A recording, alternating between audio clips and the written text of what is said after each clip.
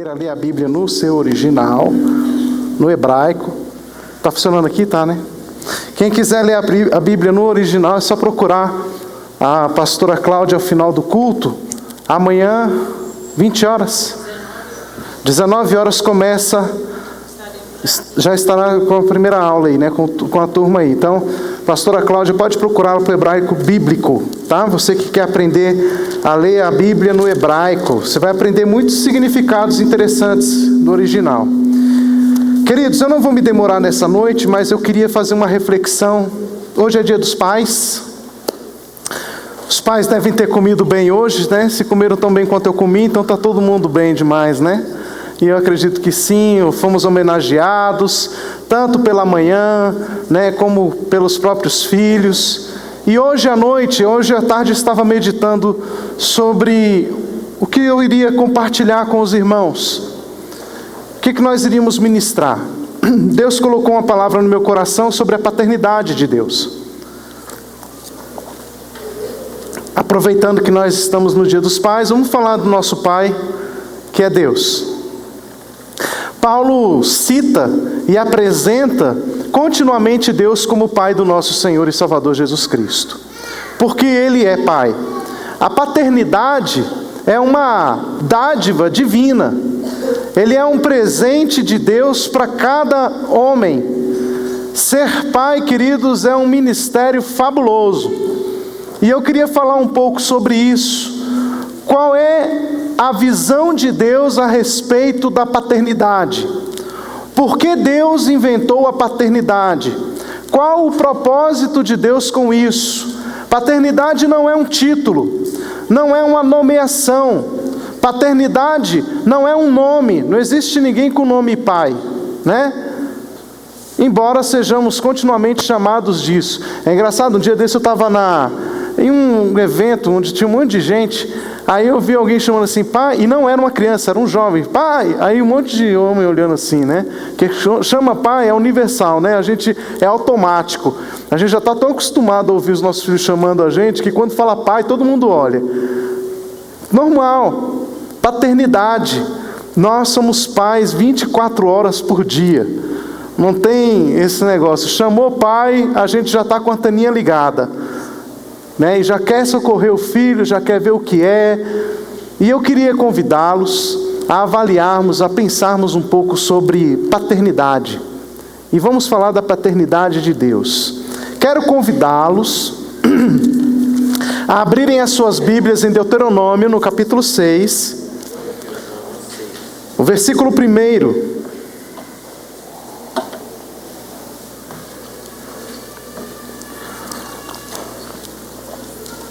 Olha, o pessoal que vai batizar, no próximo domingo, às 18 horas, nós teremos nossa reunião, tá?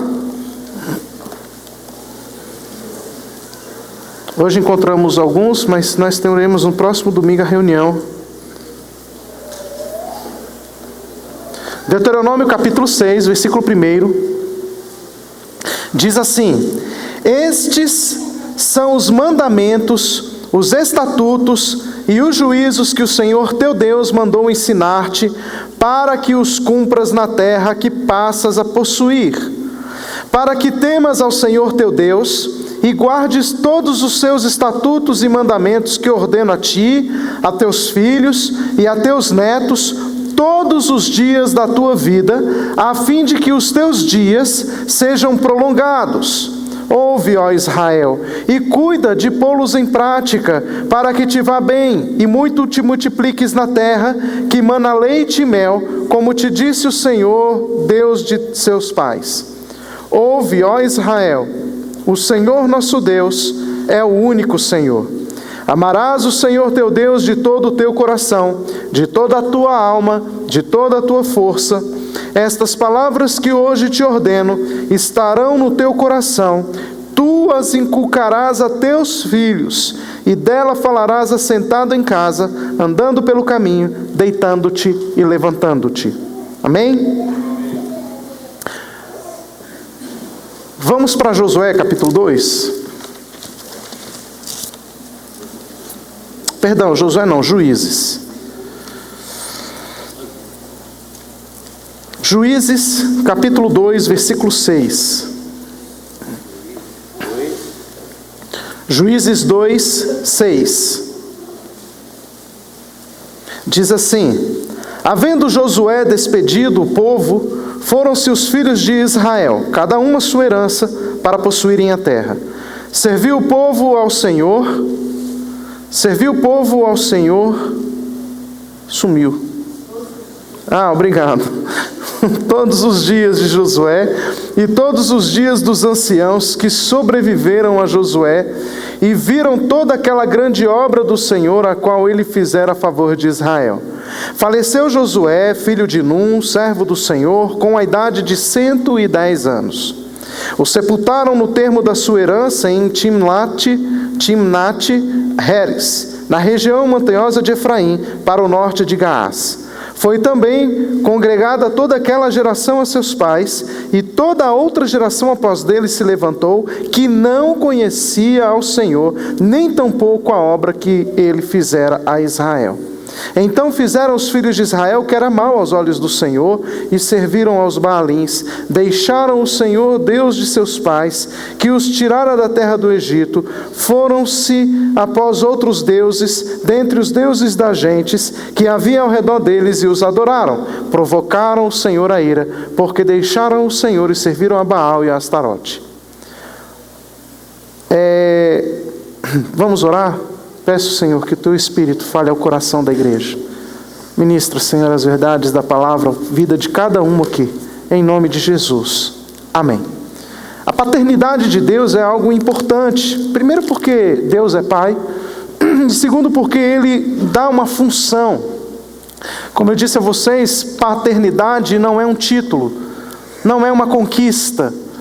Paternidade é uma função. É uma responsabilidade. E o que eu acho mais bonito em tudo isso é que quando Deus se apresenta como Pai, ou quando Jesus apresenta o Deus como Pai, e quando Paulo vai apresentar Deus como Pai do Senhor Jesus, quando Deus é apresentado à terra como essa característica, de Pai, nós estamos entendendo então que Deus está chamando para si uma responsabilidade.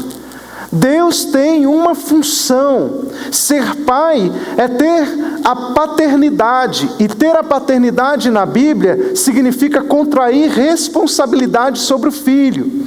Mas como que funciona isso? Bem, o primeiro texto que a gente leu de Deuteronômio, a Bíblia diz que os pais têm a responsabilidade de inculcar na mente do filho a palavra de Deus.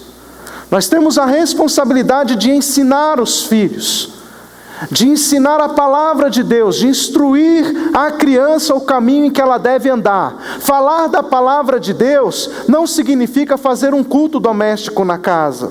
Isso é bom, é importante, mas não é o suficiente, porque tem pai que acha que se fizer um culto doméstico está tudo tranquilo.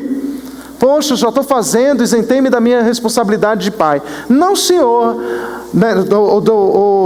espiritual, do meu filho, porque eu só precisava fazer o culto com ele. Não. Para você, querido, ser pai, conforme a palavra de Deus, é necessário que você instrua o seu filho no caminho de Deus. E a Bíblia diz que instruir o filho no caminho de Deus significa apresentar os valores do reino de Deus para o seu filho. E isso nós fazemos andando pelo caminho, assentando em nossa mesa, ao levantar, ao deitar, em todo o tempo que nós estamos com os nossos filhos, ou a cada momento que os nossos filhos olham para nós, eles têm que ver em nós a vida de Deus. Quando nós olhamos para Êxodo, no capítulo 20, nós vamos ver lá os 10 mandamentos. E o 5º mandamento diz: honra teu pai e tua mãe para que se prolongue os teus dias com promessa. Para que se prolongue os teus dias na terra. Eu ia falar que essa é uma promessa, Eu já confundi aqui. Para que se prolongue os teus dias na terra. Prolongar os dias na terra por honrar pai e mãe. O que significa na Bíblia honrar pai e mãe? Significa reconhecer a divindade de Deus na vida do pai e da mãe. É interessante porque não é apenas chegar e falar assim: ó, eu quero te honrar, pai, eu quero te honrar, mãe, toma aqui meu bilhete, toma aqui meu cartão, toma aqui o meu amor. Não é isso. Significa reconhecer o papel divino que o pai e a mãe têm. Significa reconhecer a autoridade espiritual do pai e da mãe. Significa reconhecer que o pai e a mãe são a representação direta de Deus para ministrar a nossa vida. Mesmo que o seu pai não tenha sido uma peça muito boa, mesmo que a sua mãe não tenha sido uma peça muito boa, pai e mãe têm uma função divina, e isso é bíblico. É por isso que está nos 10 mandamentos honrar pai e mãe, porque é bíblico. Então a Bíblia diz que a função, a responsabilidade dos pais é ensinar a cada dia para os filhos a palavra de Deus. Isso significa, irmãos, que quando os meus filhos olham para mim, eles têm que ver em mim o caráter de Deus. Os meus filhos não podem me pegar em mentira, porque se eles me pegam em mentira, a visão que eles têm de Deus é que Deus também é mentiroso, porque eu sou, diante de Deus, a representação de Deus para a vida dos meus filhos. Eu represento Deus para os meus filhos. E como eu estou representando Deus na vida dos meus filhos, se eu sou um pai que não manifesta amor, que não manifesta cuidado, que não manifesta a palavra de Deus para os meus filhos, se eu não caminho com integridade, com honestidade, com sinceridade, com graça. Então há uma necessidade de sermos como pai. Não podemos ser pai sem reunir esses quesitos, essas responsabilidades para cumprir a nossa missão. Ser pai é desenvolver essa missão, é ter essa característica especial. Deus precisava dar testemunho da paternidade. Quando Deus fala: olha, eu sou pai, Deus está falando: eu vou ensinar a vocês o caminho. Eu vou ensinar a vocês e vou instruir os meus filhos a cada dia. Eu não vou abandoná-los. Eu vou estar com vocês em todo o tempo, porque eu sou pai. Pai acompanha, pai sente a dor, pai sente a tristeza, pai sente a necessidade. Irmãos, é muito natural no momento de luta, no momento de dor, no momento de angústia, a gente chegar e falar assim: epa, cadê Deus? Cadê Deus agora? Deus me abandonou, Deus me deixou sozinho. Mas, queridos, se Deus apenas nos proporcionasse as coisas boas, nós seríamos as pessoas mais mimadas dessa terra. É importante a gente entender que Deus nos faz passar por situações difíceis porque Ele está tratando do nosso caráter. Deus está trabalhando conosco. Deus está moldando a gente.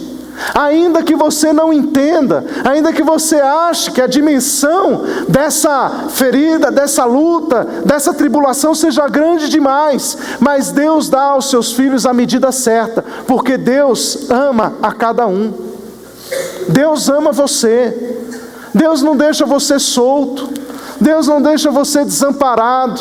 Deus quer assumir a paternidade da nossa vida. Agora, o interessante é que na Bíblia, a Bíblia diz que todos nós pecamos e fomos destituídos da glória de Deus.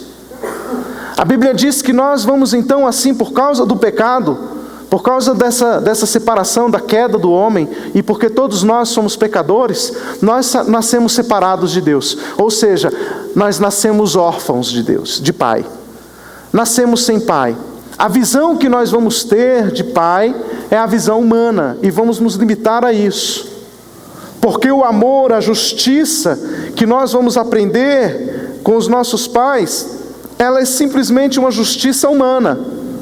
Ela tem os valores humanos, porque todo homem está separado de Deus. Agora o que Deus vai fazer?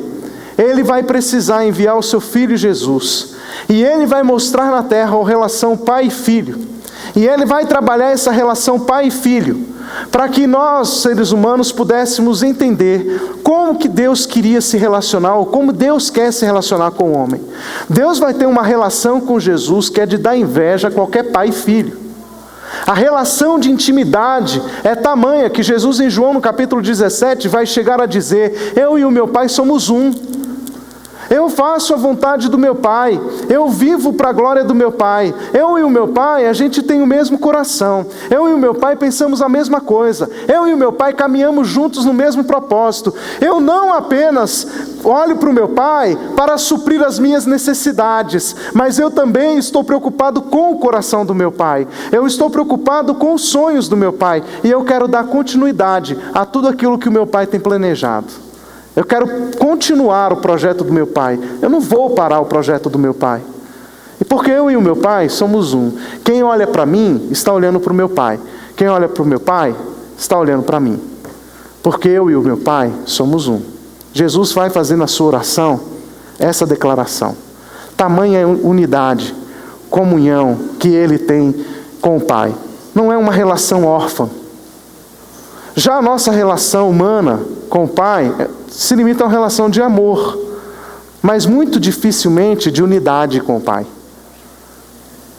Entende? Por isso muitos filhos decepcionam o pai, pai decepciona filho, filho briga com o pai, pai briga com o filho, pode ter até uma relação cordial, pode ter uma relação de amor, mas muito dificilmente uma relação de unidade. De um chegar e dizer, olha, quem olha para ele, olha para mim, quem olha para mim, olha para ele. Porque eu sou a continuação do meu Pai. Jesus faz isso. Jesus então ensina essa relação.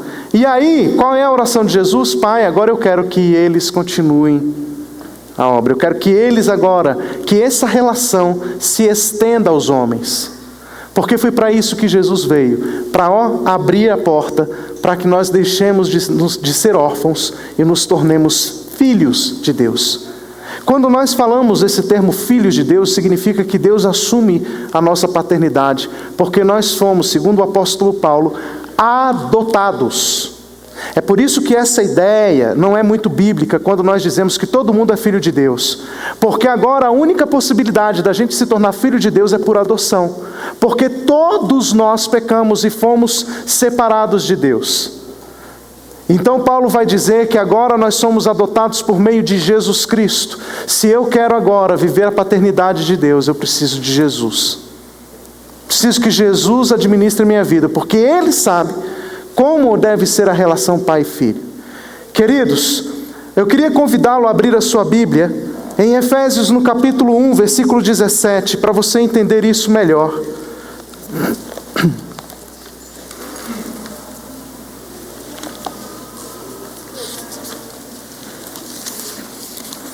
Efésios 1,17, a Bíblia diz o seguinte, para que o Deus de nosso Senhor Jesus Cristo, o Pai da glória, vos dê em seu conhecimento o espírito de sabedoria e revelação.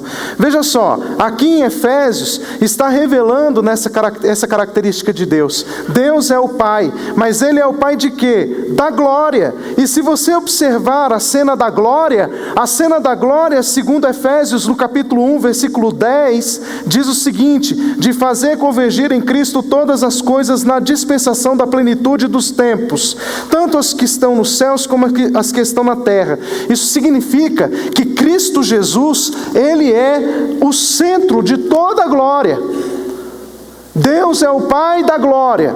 Jesus é o centro da glória. Todas as coisas estão convergindo para Cristo. E a Bíblia nos fala também que nós estamos assentados com Cristo na região celestial, nas regiões celestiais. Isso significa que a glória, ela engloba, a cena da glória engloba tudo isso. Engloba a igreja, engloba a criação, engloba os homens, engloba Cristo, que é o centro dessa glória. E Deus é o Pai da glória. Ele é o Pai da glória. O capítulo 3, o versículo 10 de Efésios, nos diz o seguinte: foi assim, para que agora, pela igreja, a multiforme sabedoria de Deus seja conhecida dos principados e potestades nas regiões celestiais. Pela igreja, a multiforme sabedoria de Deus se manifestasse. Agora, a família de Deus, que é a igreja, vai revelar esse caráter de Deus, porque Deus não é Pai, Ele é função. E é pela igreja que a glória de Deus se manifesta. Cristo revela essa função de Deus quando nos elevou à condição de intimidade de filhos. Eu quero convidá-lo a abrir a sua Bíblia em Efésios capítulo 6, o versículo 4 diz assim: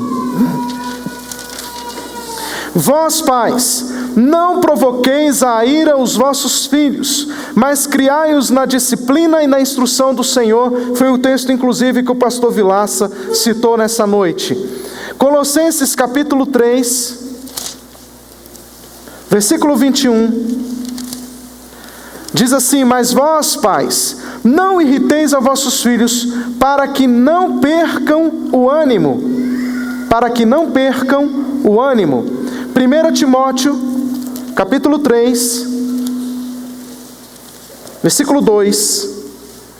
É necessário, pois, que o bispo seja irrepreensível, marido de uma só mulher, vigilante, sóbrio, honesto, hospitaleiro, apto para ensinar, não dado ao vinho, não espancador, mas moderado, inimigo de contendas, não ganancioso, que governe bem a sua própria casa, tendo seus filhos sob disciplina com todo o respeito.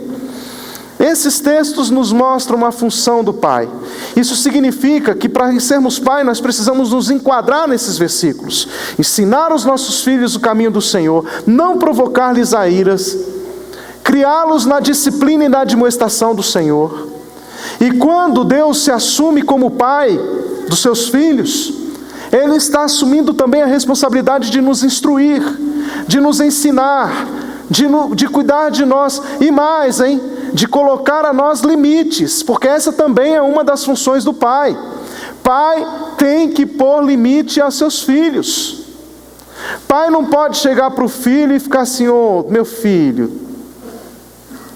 tadinho, não, meu filho, não faz isso não. Aí o filho: eu vou fazer. Tá bom, mas da próxima vez você não faz. Meu filho, meu filho. E o filho deitando e rolando. Não, olha, pai, se você quer criar um filho conforme a vontade de Deus, ponha limites nele. Porque limites são importantes para todo homem. Eu fico observando as pessoas folgadas que tem, por exemplo, no trânsito. Eu vejo uma pessoa chegando, estacionamento ali, cabem 3 carros. Vem um folgado, coloca o carro virado assim, 3 carros. Não pensa em ninguém. Sabe por que essa pessoa não pensa em ninguém? Provavelmente, é porque essa pessoa não teve limites na vida. Ela acha que o mundo é dela. Ela acha que todo mundo tem que viver em função dela. Ela acha que as coisas têm que funcionar como ela quer. Ela não pensa que existe o outro. E sabe quem é que ensina esses valores do amor ao próximo? São os pais. Somos nós quando colocamos limites aos nossos filhos. Quando o nosso filho quer o brinquedo do outro e não quer devolver, e a gente fala assim: ei, vai devolver agora. Não, agora é a vez dele brincar também. Chega, parou agora, mas eu não quero, mas vai dar agora. Mas não, aí o outro pai fala assim: não, mas pode deixar com ele, não tem problema. Não, faço questão, porque você está ensinando limites para o seu filho. Você está ensinando que o mundo não é só dele. Por mais bonitinho que seja seu filho, por mais manteiga derretida que você fique quando ele sorri para você, ou quando ele olha com aquele olhar pidão, filho, você tem que botar limite por amor. Porque se ele aprende os limites, ele vai aprender a amar o próximo, ele vai aprender a respeitar o próximo, ele vai chegar numa vaga de estacionamento, ele vai falar: opa, cabe mais 2 carros aqui. Não é? Às vezes alguém está com pressa, chega ali e está lá o bonitão. Esses dias eu olhei e falei: meu Deus, dá 3 vagas aqui, ainda bem que eu estava de moto, né? Porque moto cabe em qualquer lugar. Falei: opa, vou colocar minha moto aqui, parei com essa coisa. Mas quando a gente está de carro é uma luta. Porque tem pessoas que não pensam em si, ainda mais sem vaga. A gente anda aí para tudo quanto é lugar, não tem vaga de estacionamento, porque cheio de carro. Então, queridos, as pessoas não têm limites. Não têm limites por quê? Porque não foram ensinadas a isso. Elas acham que o mundo é delas. Um dos papéis de Deus, como pai, é nos colocar limites. E Deus fala isso: olha, eu quero que vocês caminhem dessa forma. Se vocês não fizerem assim, vocês sofrerão as consequências, vocês sofrerão os danos, porque Deus põe limite aos seus filhos. Bem, para a gente encerrar, falando sobre essa questão da paternidade de Deus, Deus, Ele não é apenas o nosso Criador, mas Ele é o nosso instruidor como Pai. Ter Deus como Pai significa: Deus, cuida de mim, me ensina, me instrui, me orienta. Eu não quero viver uma vida na terra dissoluta. Vocês lembram a parábola do filho pródigo, o que aconteceu?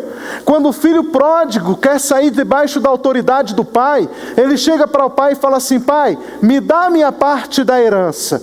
É sabido por todos que a herança só é dada quando o pai morre. Mas o filho, achando que tem direitos, exige do pai a herança do pai em vida. E ele chega no pai e fala assim: eu quero a minha parte da herança. O pai chega para o filho e fala assim: tá bom, eu vou te dar a sua parte da herança. Você quer? Quero, então eu vou te dar. O pai conhece o coração do filho. O pai sabia que aquilo não era legal. Mas Jesus, aquilo não é um fato real. Que foi uma parábola que Jesus está contando para ilustrar como nós, seres humanos, somos libertinos. Não sabemos viver liberdade. Então Jesus estava ilustrando com essa parábola o que acontece com o ser humano. Deus não decidiu nos destruir, mas sabe o que Deus fez? Falou: tudo bem, eu vou te dar, toma aqui. Aí nós temos liberdade para fazer o que quiser. O filho pegou, saiu e foi viver dissolutamente. Pegou o seu dinheiro, gastou como quis. Sabe, queridos, Deus te deu saúde, Deus te deu condições, e de repente você fala e pensa, você olha para si e pensa assim: hoje eu posso fazer o que eu quero. Isso é característica do filho pródigo, que saiu, viveu lá dissolutamente. Quando acabou o recurso, quando acabou o dinheiro, é como acontece com a gente quando acaba a saúde, quando acaba a força, quando acaba a família, quando acabam as coisas. Aí olha para Deus e fala: Deus, porque quando acabaram os recursos do filho pródigo, o que ele fez? Eu vou voltar para a casa do pai. E ele correu para a casa do pai e disse: pai, olha, me aceita como um dos teus servos, eu não quero nem ser filho, me coloca aí para trabalhar em qualquer lugar, eu lavo o banheiro, eu limpo o quintal, olha para mim como um servo, não olha nem como filho, porque eu vivi uma vida dissoluta, e eu vi que quando eu caminho conforme a minha vontade, achando que eu tenho liberdade, eu estou me escravizando. Pai, me recebe como um dos teus empregados. O pai que já estava ansioso pelo filho, porque é assim que Deus nos vê. Deus está, quando nós estamos vivendo dissolutamente, longe da casa de Deus, Deus está à porta da casa dele o tempo inteiro olhando para você, ansioso para você dizer: pai, me recebe como um dos teus empregados. Eu não sou nem digno de ser chamado teu filho. Pois o pai pegou aquele filho, abraçou o filho e falou: meu filho. Como é que ele falou? Esqueci agora. Vem, meu filho.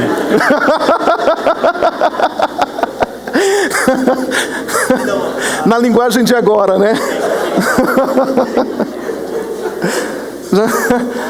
Eu esqueci totalmente o versículo, mas eu sei que ele chegou lá e abraçou o filho, e ele falou para... Lucas 15 que você vai...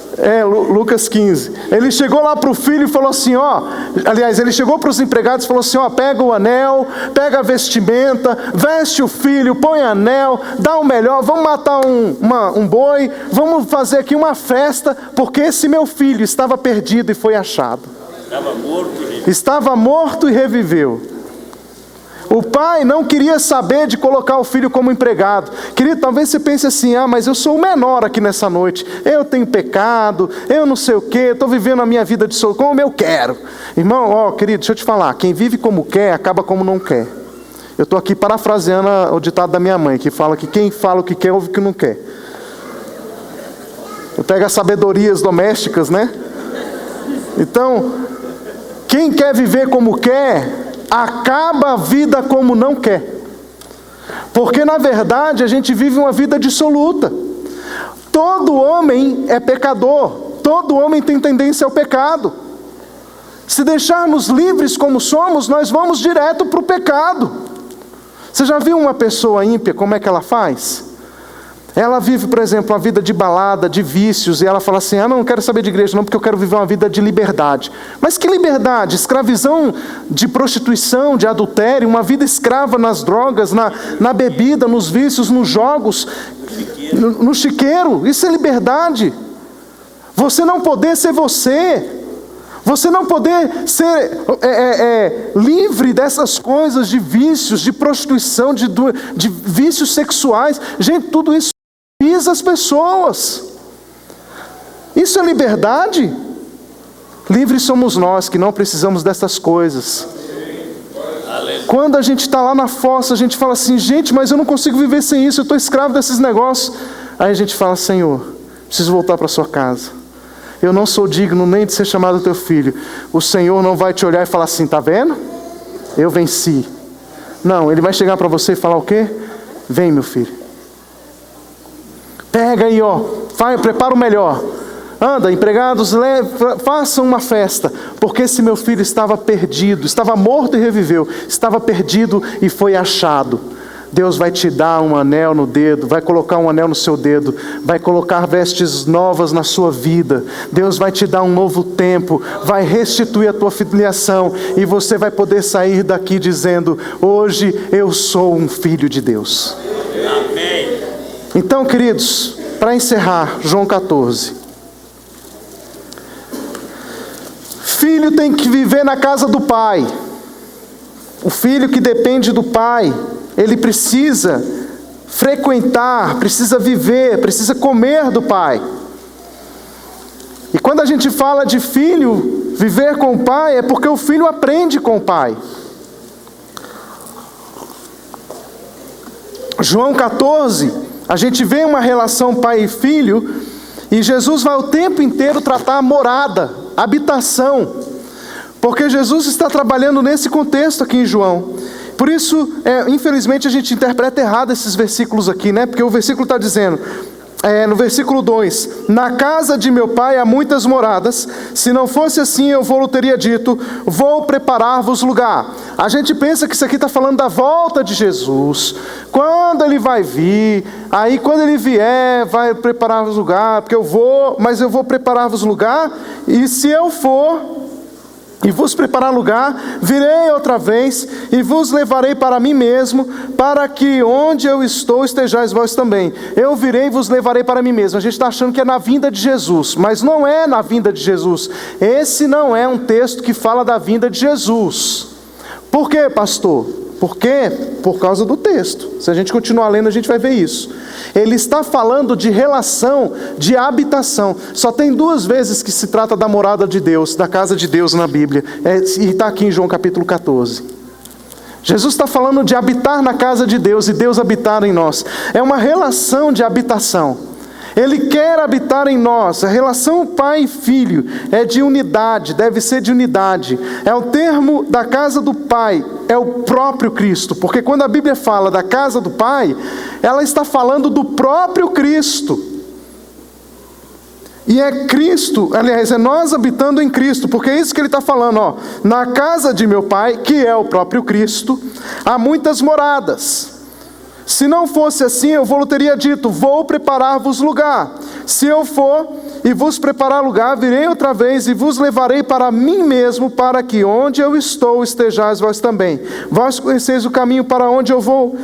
Senhor, nós não sabemos o caminho para onde vais. Como podemos conhecer o caminho? Jesus vai falar, eu sou o caminho, a verdade e a vida. Ninguém vai ao Pai senão por mim.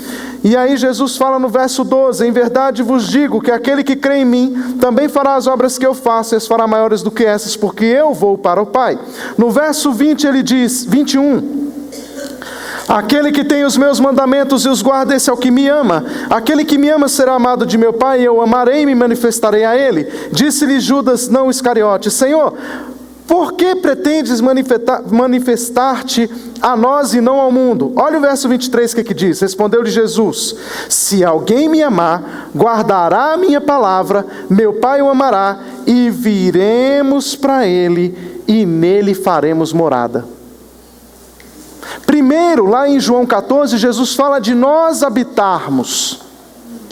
Agora em João 23, ele está falando deles habitarem. Eu e o Pai viremos nele e habitaremos nele, nele faremos morada. A relação nós habitando em Cristo, Cristo habitando em nós, é uma relação de cumplicidade e unidade. Irmãos, isso é importante para a gente entender a nossa relação pai-filho. Na Bíblia, nós temos um Pai que quer relacionar-se conosco, não apenas nós habitando em Cristo, ou vivendo em Cristo, mas Cristo vivendo em nós. Agora, a minha relação é de intimidade, de comunhão, é participação de tudo que tenho e sou. Deus agora é participante da minha vida, das minhas relações. Cristo tem interesse em se relacionar conosco, e mais, Ele tem interesse nas nossas relações. Como nos relacionamos? Bem, é interessante a gente observar que quando se trata de habitação aqui, nesse texto, infelizmente não dá para a gente fazer uma análise detalhada aqui por causa do tempo, mas João 14 trata de habitação o tempo inteiro, o texto está toda hora falando sobre isso, habitação, mas ele fala que para habitar é necessário guardar a palavra. O quesito para a habitação de Deus é a palavra sendo guardada em nosso coração. É nós entendendo a palavra e obedecendo a palavra de Deus. Quem não obedece a palavra de Deus não pode ter relação de intimidade com o Pai. A paternidade de Deus é algo próximo. Não é um Deus lá longe. Não é um Deus altíssimo, né? Porque a ideia de altíssimo que a gente tem é um Deus tão alto que a gente nem enxerga de tão longe que Ele está. Mas não é isso. É um Deus alto na sua grandeza, mas ao mesmo tempo perto de nós. É um Deus que está em nós. É um Deus que caminha conosco, que conhece as nossas necessidades. E no momento da nossa luta, da nossa angústia, da nossa dor, Ele poder estender os seus braços e dizer: vem, meu filho, eu não vou te abandonar. Você é meu filho, eu te amo. Deus quer fazer isso com seus filhos. Dia dos Pais é dia da gente refletir paternidade. É dia de refletirmos a paternidade de Deus. Deus não quer apenas ser seu Deus, Ele quer ser o seu Pai. Vamos ficar em pé?